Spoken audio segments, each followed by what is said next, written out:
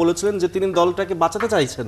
এক না একতন্ত্রের বিষয় রয়েছে, বলা হয়েছিল যে প্রত্যেকটা অভিযোগ ভিত্তিহীন। জাহানারা আরেকটা ইন্টারভিউতে তিনি গতকালকে আরেকটা অভিযোগ করেছেন যে 2023 টি-20 বিশ্বকাপের সময় লতাকে যে ফিক্সিং এর প্রস্তাব দেওয়া হয়েছিল সোহেলির কাছ থেকে, আরেকজন ক্রিকেটারের কাছ থেকে, সেই বিষয়ে সে সময়কার যিনি ছিলেন নির্বাচক এবং ম্যানেজার মঞ্জুরুল ইসলাম, যাকে ঘিরে এত অভিযোগ, তিনি অবগত হয়েছিলেন।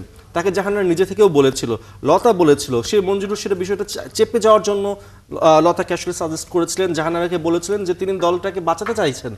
একজন নির্বাচক যদি আসলে এই কাজটা করে থাকেন, আমরা তো জানি না, যদি আসলেই করে থাকেন, এটা তো আরেকটা দিক উন্মোচিত হচ্ছে যে ফিক্সিং এর ব্যাপারটা এই জায়গাতেও ডিল করার ব্যাপার থাকছে, শুধুমাত্র তো যৌন হয়রানি সেটা তো না।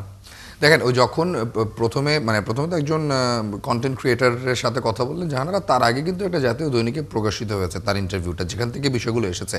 তখন আপনি যেটা বললেন যে ম্যাচ ফিক্সিং বা spot fixing what ever it is, যে এই প্রস্তাবনা দেওয়া হয়েছিল সেটা নিয়ে মঞ্জু সাহেব বলেছেন যে এটা নিয়ে কথা বলার দরকার নেই, চেপে যাও।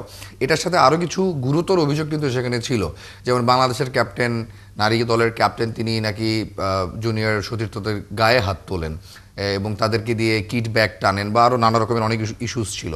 আমি মনে করি যে তখন ওই কালের কণ্ঠের পত্রিকার ওই প্রতিবেদনের ঠিক ইমিডিয়েটলি ক্রিকেট বোর্ড থেকে তড়িঘড়ি করে একটা প্রেস রিলিজ ছাড়া হয়েছিল, যেখানে বলা হয়েছিল যে প্রত্যেকটা অভিযোগ ভিত্তিহীন। তার দুদিন পরে যখন জাহানারার ভিডিওটি আসলো, তখন কিন্তু ইস্যুটা অন্যদিকে ঘুরে গেল।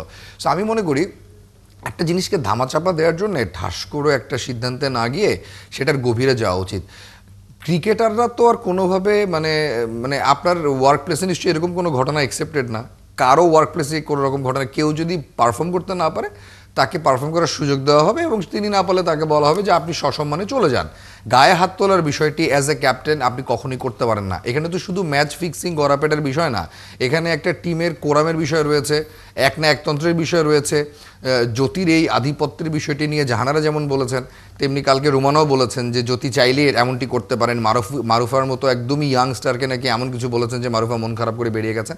সো এখানে অনেকগুলো বিষয় রয়েছে। আপনি ম্যাচ ফিক্সিংয়ের কথা বলছিলেন, যদি এটা হয়ে থাকে এটা তো আরও বড় এলিগেশন। বিষয়টি হয়েছে কি, যৌন কেলেঙ্কারির ঘটনাটি বা শব্দটি ঢুকে যাওয়ার কারণে এই বিষয়গুলো নিয়ে আলোচনাটা আসলে খুব একটা জমছে না।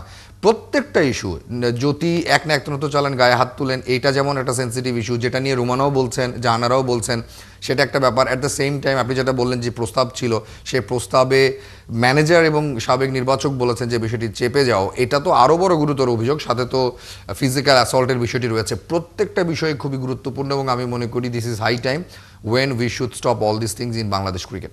অবশ্যই, আসলে যে অভিযোগগুলো উঠেছে একের পর এক, শুধুমাত্র একটা ইস্যুতেই আসলে আমরা ফোকাস না দিয়ে সবগুলোই যাতে আলোর মুখ দেখে, ন্যায়ের পথ পায়, সেটা আসলে আমাদের সবার কাম্য।